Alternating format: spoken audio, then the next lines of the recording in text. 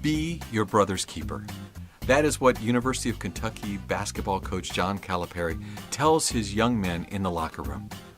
While many think the success he's had with Big Blue Nation has been all about recruiting star players and one-and-done kids, you should find it interesting to know that Calipari has been committed to helping his players develop into servant leaders. I'd love to let you in on a conversation I had with him about making his players feel like part of not just the team, but part of a family. The value of family, the core value, they're at my house once every week or 10 days. We're doing something at my house where we're doing something together. Somebody said, well, what do you tell them about your own life? I don't tell them anything about my own life. I let them watch, not what I speak, it's what I do. How we get involved in the community, how we get involved philanthropically, how I treat my wife, how I am with my family. They're seeing all that. So it's not what I say, it's when they watch me. Since 2011, John Calipari has been to 4 Final Fours with Kentucky and has been named the Naismith College Coach of the Year 3 times. After following his success, it's evident that everyone on his staff, from the ball boy and receptionist to the assistant coaches and star athletes, make it a point to build up each other. They are easily each other's PR machine. Here's more of my conversation with Coach Cal about how he recruits young players and staff members that are in alignment with his mission. When you look historically over my teams, no one has shot more than 15, 16 balls a game. Right. And I've had 3 number 1 picks. Most of any program. We've had more lottery picks. And so, wait a minute, how did that happen if you didn't make it about a star system?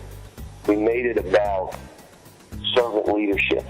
We made it about worrying about each other. And again, the core value of how we recruit. Well, and I was going to ask you, how do you look for that, when you're talking to these young people, many of whom have just been coddled over? Well, first of all, this all starts in the recruiting process. If you promise them the world, how are you then going to teach them to be a servant leader? Because you made it all about them. If you've done something in the recruiting process that is against the rules, basically with no integrity, how are you then going to get them to understand about serving each other, about living with integrity if the first thing you did was without integrity? Right. I'll give an example of, we don't promise shots, we don't promise minutes, we don't promise starting positions. And I basically tell them, if you want to shoot 25 or 30 balls a game, you're not coming with us. If you want to be the only guy on the team that's the star, then you wouldn't come here. If you want to be developed as a player and as a person and understand what servant leadership's about, you come here. The last 3 seasons has been over a 3-point grade point average. The last 3 seasons.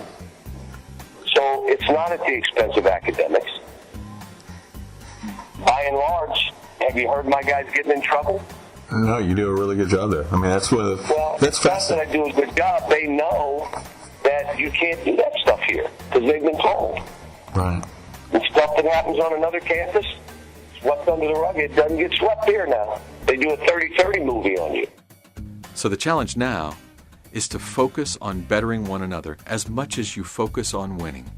If you're so focused on meeting the top numbers, you just might be overlooking prime opportunities to build a team culture that's strong enough to support you through the ups and the downs. Your team will always face some level of adversity. But when your best player is also your best cheerleader, great success will surely follow. This is one of the many lessons learned in the study of greatness. What makes the great ones great? What makes the great teams great? And what makes a great teammate are all major discussion points for me when sitting down with the greatest winners in sports, business, and even nonprofits. And I want to keep the conversation going with you. Please help yourself. Click on some of the other videos from the Greatness Green Room that I know will be of value to you. And as always, you can visit donyaeger.com to connect with me on keynote speaking, monthly webinars, our virtual learning program, blogs, best-selling books, and more. Thanks for stopping by the Greatness Green Room. Until next time, be great every day.